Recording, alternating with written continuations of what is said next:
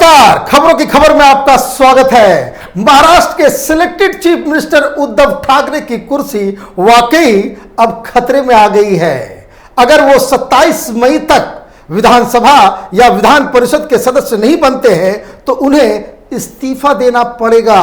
यही कानून है, यही व्यवस्था है। और इसलिए अपनी कुर्सी पे जब खतरा मंडराता उन्होंने देखा तो अब वो प्रधानमंत्री मोदी के शरण में चले गए हैं। उन्होंने प्रधानमंत्री नरेंद्र मोदी को कल फोन किया, फोन पे लंबी बातचीत हुई। उन्होंने गुजारिश की प्रधानमंत्री से कि कृपया मेरी मदद करें, आप मुझे बचा लें, क्योंकि अभी तो हम कोरोना से लड़ रहे हैं और अगर आप हमारी मदद नहीं करेंगे तो हमारे पास कोई दूसरा रास्ता नहीं है इस्तीफा देने के सिवा। और इसलिए उन्होंने गुजारिश की, लेकिन प्रधानमंत्री मोदी ने उन्हें आश्वासन दिया है कि हम इस मसले को देखेंगे और बहुत जल्द ही आपको इत्तला देंगे कि हमारा फैसला क्या है। कहने का मतलब वो जिस प्रधानमंत्री, जिस बीजेपी, जिस अमित शाह को लगातार पिछले 6 महीने से गालियां दे रहे थे, उनको क्रिटिसाइज कर रहे थे, छोटी छोटी बातों पे तंज कस रहे थे, अब उन्हीं की शरण में आ गए हैं। इसके पीछे भी बहुत बड़ी कहानी छिपी है जिसके बारे में आप सुनेंगे तो आप भी दंग रह जाएंगे, क्योंकि राजनीति तो होती ही है बड़ी विचित्र खेल। आदमी सोचता कुछ है, बोलता कुछ है और करता कुछ और ही है। दरअसल ये मसला क्या है? मसला ये है कि उद्धव ठाकरे, इन्होंने तो चुनाव नहीं लड़ा और वो मुख्यमंत्री बन गए महाराष्ट्र के। ये एक 3 डिफरेंट साइज के पहिए के साथ विचारधारा को त्याग करके इन्होंने सत्ता के लिए कांग्रेस और एनसीपी का साथ लिया। लेकिन इन्हें तो चुन के जाना था, 6 महीने की अवधि होती, यही कानून है कि कोई भी व्यक्ति मुख्यमंत्री बन सकता है, लेकिन 6 महीने के अंदर उसे लेजिस्लेचर का हिस्सा होना जरूरी है। महाराष्ट्र में विधानसभा भी है और विधान परिषद भी है, कई राज्यों में नहीं है। और इसलिए 2 सीटें वहां पे खाली हो रही हैं जिसमें वो अपना नाम नॉमिनेट करवाना चाहते हैं। और ये नॉमिनेशन का अधिकार किसके पास है? तो गवर्नर के पास है।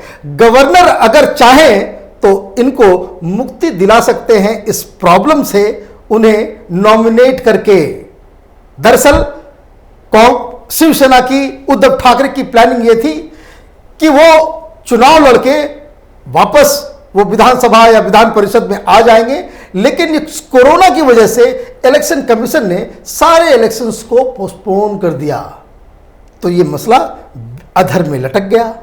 अब सवाल यह है कि किस तरीके से किया जा सकता है। तो 2 सीटें इस तरह की थी जिसमें नॉमिनेशन करके बिना इलेक्शन के आर्टिकल 171 के तहत गवर्नर के पास ये अधिकार है कि वो किसी आर्टिस्ट, सोशल वर्कर, किसी जो समाज के लिए बहुत बड़ा जिन्होंने योगदान दिया है, तो उसमें उनको नॉमिनेट किया जा सकता है। अगर ये शॉर्टकट अगर लेने में वो कामयाब हो जाते हैं तो उद्धव ठाकरे की कुर्सी बच जाएगी।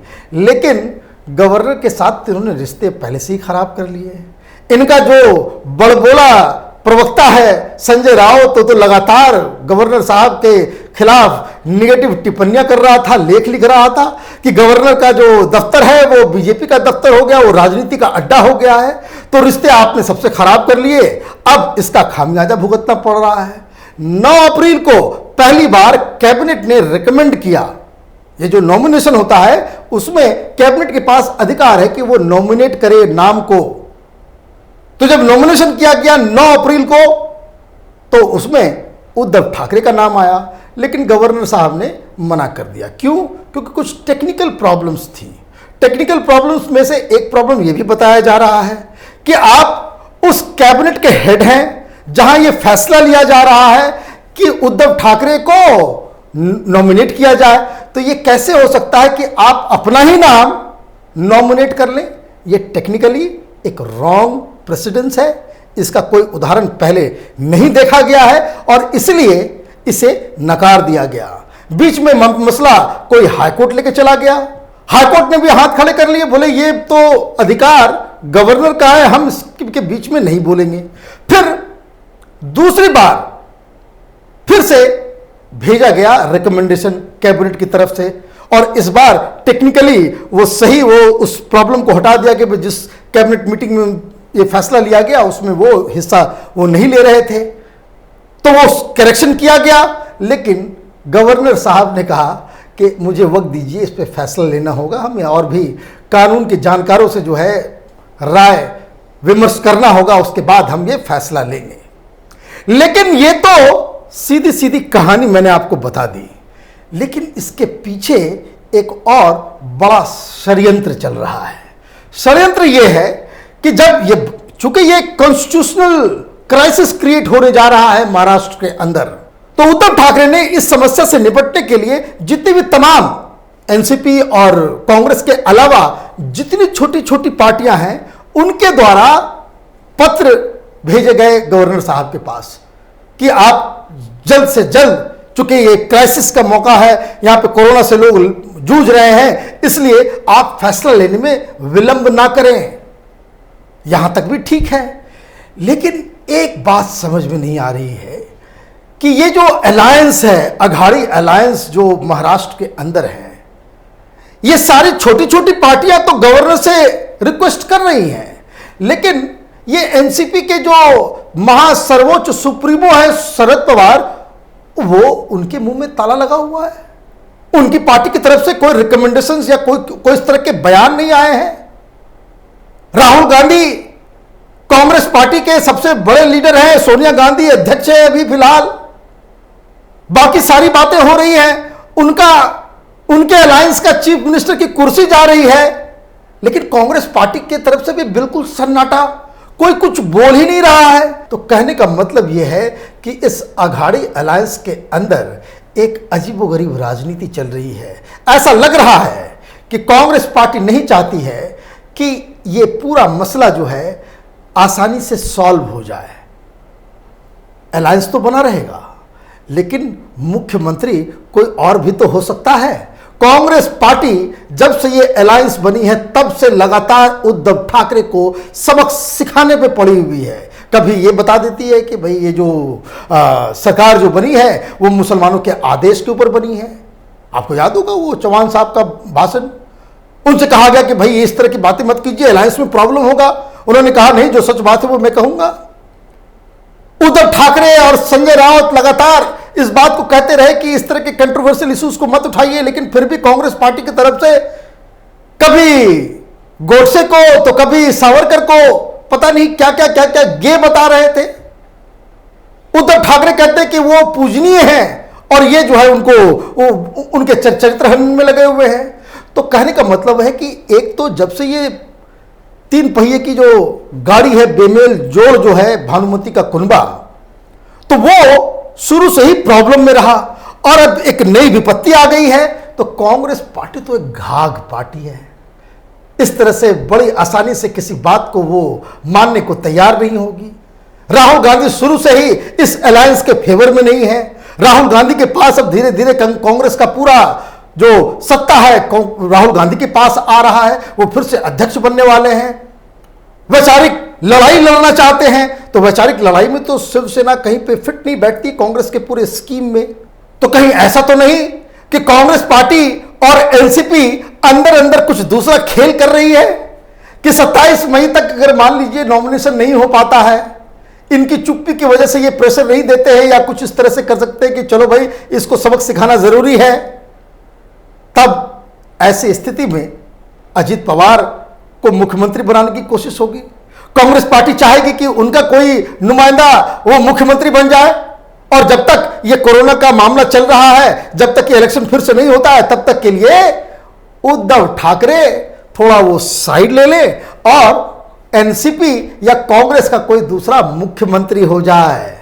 ये पूरा खेल महाराष्ट्र के अंदर चल रहा है और उद्धव ठाकरे शायद इस बात को भांप चुके हैं, और इसीलिए वो देखिए इनके पास ऑप्शन क्या क्या था। इनके पास ऑप्शन है इलेक्शन कमीशन के पास जाने का, इनके पास ऑप्शन है सुप्रीम कोर्ट में जाने का, इनके पास ऑप्शन है हाई कोर्ट में जाने का, इनके पास ऑप्शन है कि आप लगातार इस बात को दबाव बनाएं। हर पॉलिटिकल पार्टी जो विपक्षी पार्टी है, ये पूरा जो कांग्रेस का इकोसिस्टम है, वो उद्धव ठाकरे के साथ खड़े हो जाए, ताकि वो दबाव में आकर के जो फैसला गवर्नर अभी तक विथहेल्ड किए हुए हैं उस पर कोई फैसला नहीं ले रहे हैं, तो गवर्नर दबाव में आकर के फैसला कर ले।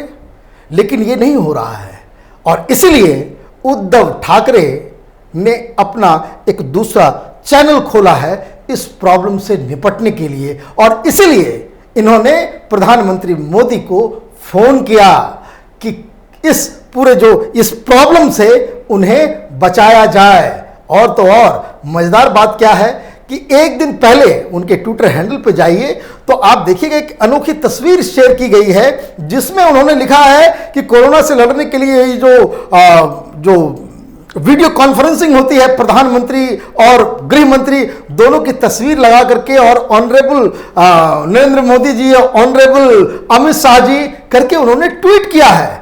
तो कहने का मतलब ये है कि महाराष्ट्र में तो एक कोरोना का प्रॉब्लम चल ही रहा है, लेकिन ये जो राजनीति का वायरस है वो वायरस महाराष्ट्र की सरकार को बाकायदा अंदर से वो खोखला करने में जुटी हुई है। अब सवाल ये भी है कि बहुत सारे लोग सोशल मीडिया में ये कह रहे हैं कि गवर्नर को तो करना ही पड़ेगा। लोग ये कह रहे हैं कि ये बड़ा, अगर उद्धव ठाकरे को नॉमिनेट नहीं किया जाता ये बड़ा अनैतिक हो जाएगा।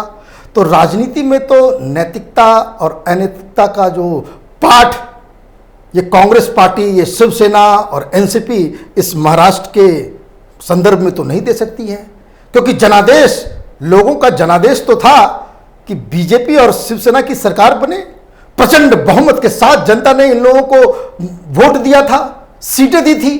लेकिन आपने नैतिकता को ताक पर रख के जो लोग हार गए, जिन लोगों की जमानतें जब्त हुई, जिन लोगों के पास सीटें नहीं थी, उसके साथ आपने कहीं का ईंट कहीं का रोड़ा बना करके आपने भानुमति का कुनबा आपने बना डाला था।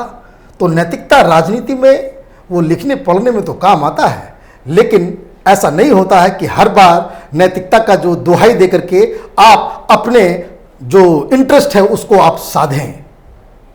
अब महाराष्ट्र का खेल बड़ा निराला हो गया है। अगर वैसे हमारे से अगर पूछा जाए कि भाई इसमें क्या होना चाहिए, तो एक बात तो मैं बता दूं कि ये जो गवर्नर साहब लेट कर रहे हैं वो उसकी वजह और कोई नहीं, उद्धव ठाकरे का इनएक्सपीरियंस है।